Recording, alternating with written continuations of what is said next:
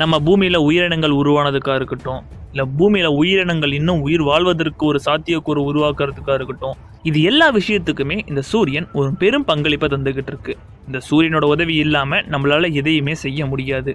இப்படி சொல்லப்படுற இந்த சூரியனை நம்மளால செயற்கையா உருவாக்க முடிந்தா எப்படி இருக்கும்? அப்படி உருவாக்க முடிந்து அந்த சக்தியை நம்மளால ஒரு ஆற்றலா பயன்படுத்த முடிந்தா எப்படி இருக்கும்? இதுக்கெல்லாம் சாத்தியக்கூறு இருக்கா? அதை பத்தி பார்ப்போம்.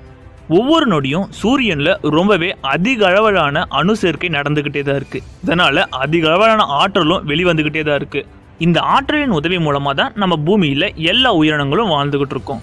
ஒவ்வொரு நிமிஷமும் சூரியன்ல பல மில்லியன் ஹைட்ரஜன் ஆட்டம்கள் ஒன்றிணைந்து ஹீலியத்தை உருவாக்குறதன் விளைவால தான் இங்க அதிக அளவிலான ஆற்றல்கள் உருவாகிட்டு இருக்கு. நம்ம செயற்கை சூரியனை உருவாக்கணும்னா நமக்கு அதிகப்படியான வெப்பம் தேவை. அப்பதான் 2 ஹைட்ரஜன் அணுக்கள் ஒன்றிணைந்து ஹீலியம் அணுவை உருவாக்கும். இதுக்கான ஆராய்ச்சிகள் தான் பல வருடங்களாக போய்கிட்டு இருக்கு. இந்த வகையில தான் இப்ப சீனா கூட ஒரு புதிய செயற்கை சூரியனை உருவாக்குறதுக்காக சொல்லி ஒரு அறிவிப்பை வெளியிட்டாங்க. இந்த சூரியனால கிட்டத்தட்ட நம்ம நிஜ சூரியனோட 10 மடங்கு அதிகமான வெப்பத்தை வெளியிட முடியும் தெரிவிச்சிருக்காங்க. HL2M டொக்கமேக்னு அழைக்கப்படுற ஒரு அணுக்கரு உலையை சீனா உருவாக்கியிருக்காங்க.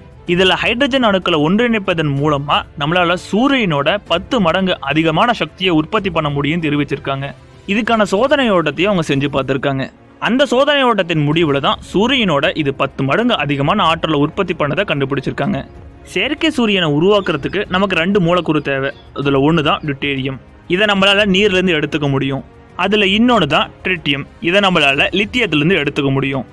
இது ரெண்டையும் நம்ம இப்ப அணுசேர்வு பண்ண வைக்கணும். அப்பதான் நம்மளால ஒரு செயற்கை சூரியனை உருவாக்க முடியும். அதுக்காக நம்ம இதுக்கு ஒரு சொந்த காந்தப்புலனை தரப்போறோம். இதுக்கு நம்ம மிகப்பெரிய காந்தத்தை பயன்படுத்தி ஒரு காந்தப்புலனை உருவாக்க வைக்கிறோம்.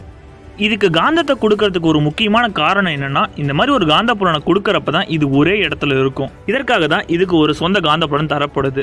பின்பு அங்க அதிகப்படியான வெப்பம் தரப்ப இந்த 2 அணுவும் ஒன்றிணைந்து அதிகப்படியான ஆற்றலை வெளியிடும். ஆனா இது கேட்க எளிதா இருந்தாலும் செய்வது ஒன்றும் அவ்வளவு எளிது கிடையாது.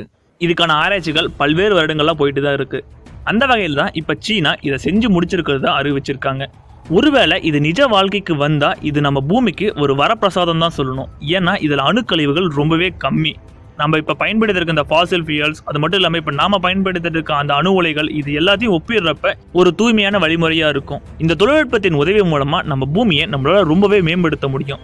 விண்வெளி பயணம் நமக்கு ஒரு சாதாரண விஷயமாயிரும். இந்த மாதிரி ஒரு ஆற்றல் நம்ம பயன்படுத்துறப்ப நமக்கு அளவில்லா சக்தி இருக்கு. இதனால நம்ம ரொம்ப தூர விண்வெளி பயணத்தை கூட சாதாரணமா செஞ்சு முடிக்கலாம்.